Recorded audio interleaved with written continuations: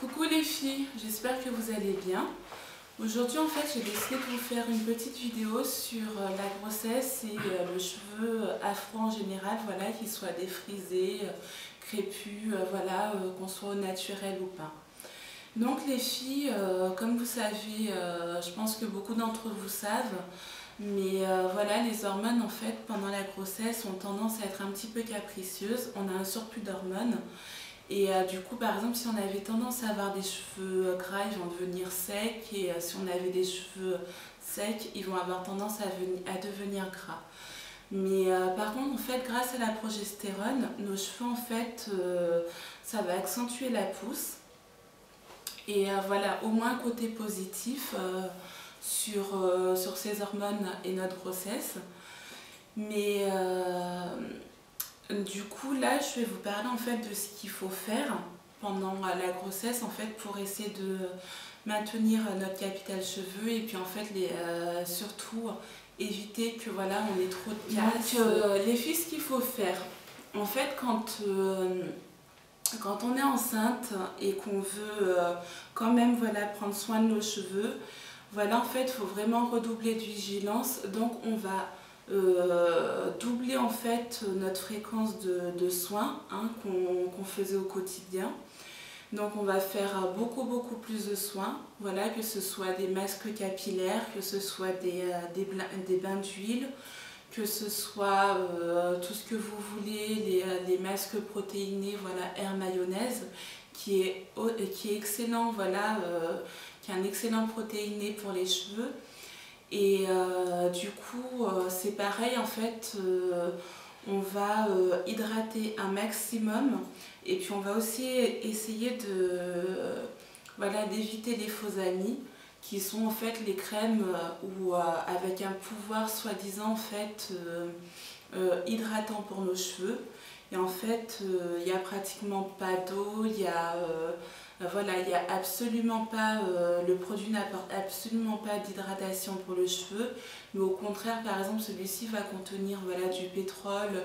Voilà, donc les filles, il faut vraiment éviter en fait d'utiliser en fait des produits qui sont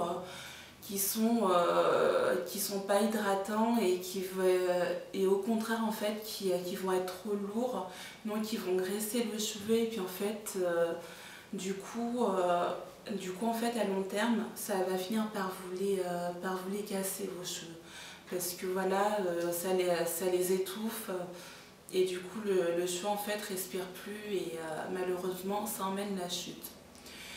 Donc voilà, je vous ai dit qu'il fallait faire des soins, des masques, hydrater un maximum. Donc après, ce qu'il ne faut pas faire, donc on va éviter en fait aussi de voilà, trop passer les plaques,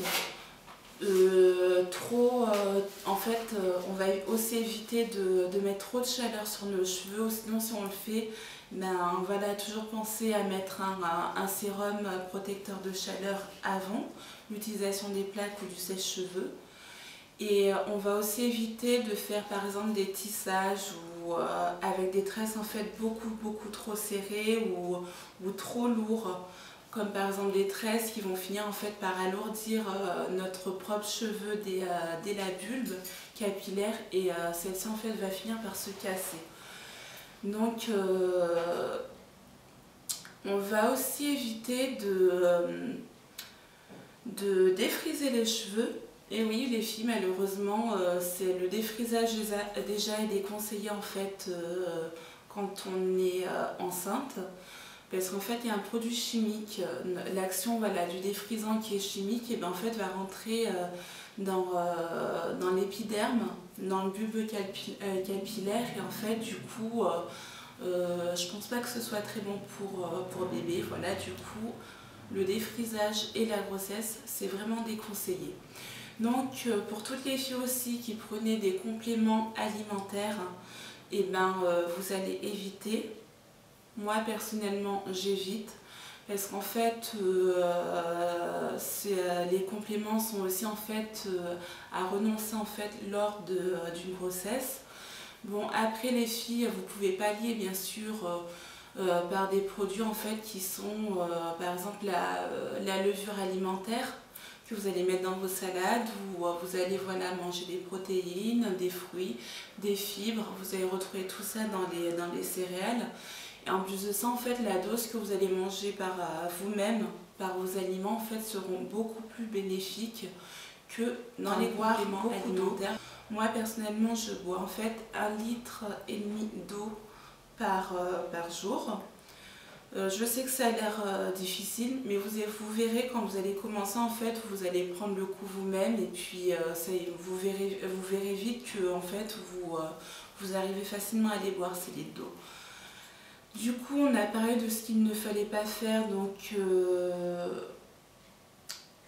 les régimes aussi, les filles, ne pas faire de régime, parce que voilà, ça va vous emmener voilà, aussi bien des carences pour bébé que des carences pour vos cheveux. Donc voilà, mangez, bougez, enfin, faites ce que vous pouvez, mais ayez toujours une attitude en fait saine. Du coup, en fait, les filles, pour ma part, ce que je compte faire là, en fait, je vais défriser mes cheveux le 7 janvier. Du coup, là, je comptais en fait les défriser, mais comme je vous ai dit, pas de défrisage pendant la grossesse. Du coup, eh ben, je vais devoir attendre après ma grossesse. Et du coup, je compte défriser mes cheveux peut-être 4 ou 9 mois ou 6 mois après ma grossesse. Parce qu'en fait, c'est pareil. Donc, comme je vous ai dit au début de la vidéo, en fait, pendant la grossesse, eh bien, nos cheveux avaient tendance, en fait, la pousse s'accentuer. Mais à la fin de la grossesse, malheureusement, quand on accouche, eh bien, en fait, les hormones sont encore perturbées. Donc, il leur faut en fait un minimum de temps pour se remettre en fait, pour refonctionner correctement et voilà pour être plus ou moins équilibré. Donc il va falloir attendre par exemple de 4 à 6 mois, ça dépend des filles. Mais les filles, malheureusement, on va perdre aussi en fait un petit peu de nos cheveux.